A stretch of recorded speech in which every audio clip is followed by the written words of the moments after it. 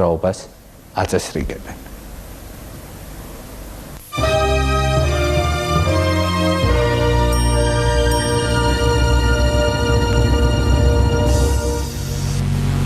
საგანგაშო ცნობა მოაქვს დეპეშებს. დედამიწას კატასტროფა ემუქრება, კაცობრიობას გადაშენება.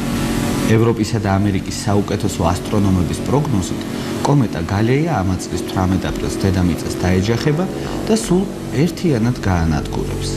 ამ ამბავმა საქართველოც დააღონა. 17 აპრილს წერა-კითხვის გამავრცელებელ საზოგადოებაში საგანგებო თათბირი გაიმართა. დიდ ძალმა ხალხმა მოიყარა თავი. ჩამოვიდნენ მივარდნილი ადგილებიდანაც. ზოგმა რა თქვა, ზოგმა რა. ვალერიან გუნიამ განაცხადა, ტფილისის ღვინის სარდაფებს შევაფაროთ თავიო. საკავკასიის რედაქტორის თავად ამირაჯების წინადადებით დეპუტატთა საკრებულოს უნდა ეთხოვოს ფული გადადოს ჰაეროპლანის გასაკეთებლად. მე, ჩემი დამქაშებით, წავალ ამ ჰაეროპლანით და კუდიან ვარსკვლავზე მყოფთ, მუშტით სულ ცხვირპირს დავუმტრევო. იქ ადრის თავად. მღვდელებმა ტრადიციული გამოსავალი შესთავაზეს ქვეყანას. ცხრები დაუკლათ და სხვერპლი შევწიროთ უფალს. თავადმა მაჩაბელმა დაიჟინა. რა დაღუპვა, თუ კუდიანი ვარსკვლავი საქართველოში ჩამოვარდა, ახალი ტერიტორია შეგვემატებაო. მიხაკო წერეთელმა წარეთ წამოიძახა.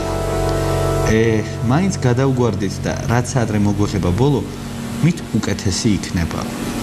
სხვაც ბევრი ითქვა საგულისხმო. ბოლო სიტყვა ახალგაზრდა ფილოსოფოსმა გრიგოლ რობაქიძემ წარმოთქვა. იგი შეეხო ფილოსოფიას პლატონიდან სოლოვიოვამდე და ყველას ნათლად დაუმტკიცა, რომ ქვეყანას აღარაფერი ეშველება და მაინც დაიღუპება. მოსახლეობა მოსალოდნელ კატასტროფას ფილოსოფიური სიდინჯით ხვდება და ნაშუაღამებს აღმოსავლეთის მხარეს გამოჩენილ კომეტას ქუჩაში გამოსული ცნობის მოყარეობით ათვალიერებს.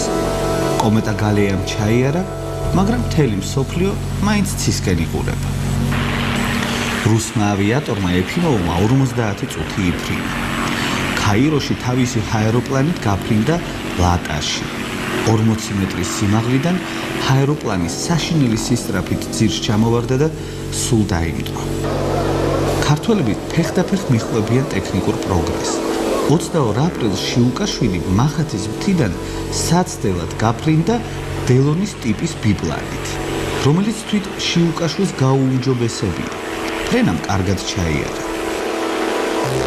ვარსკვლავებზე მარჩიელის ანასტასია კონსტანტინიდის გამოჩენამ ქალაქში დიდი აჟიოტაჟი გამოიწვია.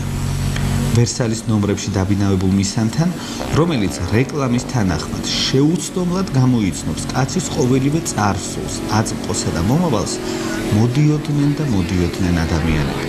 თავიანთი პატარა, მწიერი პრობლემებით.